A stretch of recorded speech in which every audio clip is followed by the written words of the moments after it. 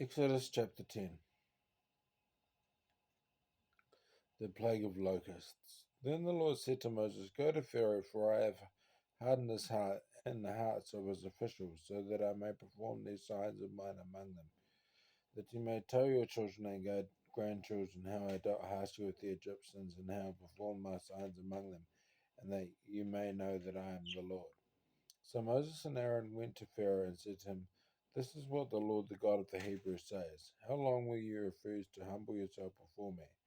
Let my people go, so that they may worship me. If you refuse to let them go, I will bring locusts into your country tomorrow. They will cover the face of the ground so that it cannot be seen. They will devour what little you have left after the hail, including every tree that is growing in your fields. They will fill your houses and those of all your officials and all the Egyptians, something neither your parents nor your ancestors have ever seen from the day they settled in this land till now. Then Moses turned and left Pharaoh. Pharaoh's officials said to him, How long will this man be a snare to us? Let the people go, so that they may worship the Lord their God. Do you not realize that Egypt is ruined? Then Moses and Aaron were brought back to Pharaoh. Go worship the Lord your God, he said, but tell me who will be going. Moses answered, We will go with our young and our old, with our sons and our daughters, and with our flocks and herds, because we are to celebrate a festival to the Lord. Pharaoh said, The Lord be with you, if I let you go, along with your women and children. Clearly you are bent on evil. No, let only the men go and worship the Lord, since that's what you have been asking for. Then Moses and Aaron were driven out of Pharaoh's presence, and the Lord said to Moses, Stretch out your hand over Egypt, so that locusts swarm over the land and devour everything growing in the fields, everything left by the hail.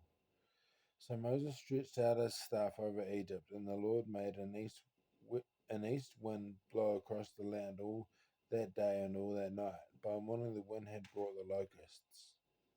They invaded all Egypt and settled down in every area of the country in great numbers. Never before had there been such a plague of locusts, nor will there ever be again. They covered all the ground until it was black. They devoured all that was left after the hail, everything growing in the fields and the fruit on the trees. Nothing green remained on tree or plant in all the land of Egypt.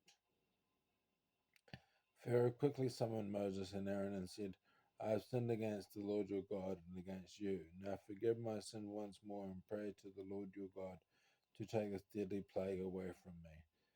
Moses then left Pharaoh and prayed to the Lord, and the Lord changed the wind to a very strong west wind, which caught up the locusts and carried them into the Red Sea. Not a locust was left anywhere in Egypt, but the Lord hardened Pharaoh's heart, and he would not let the Israelites go. The plague of darkness. Then the Lord said to Moses, Stretch out your hand towards the sky, so that darkness spreads over Egypt, darkness that can be felt. So Moses stretched out his hand towards the sky, and total darkness covered all Egypt for 3 days. No one could see anyone else or move about for 3 days. Yet all the Israelites had light in the places where they lived.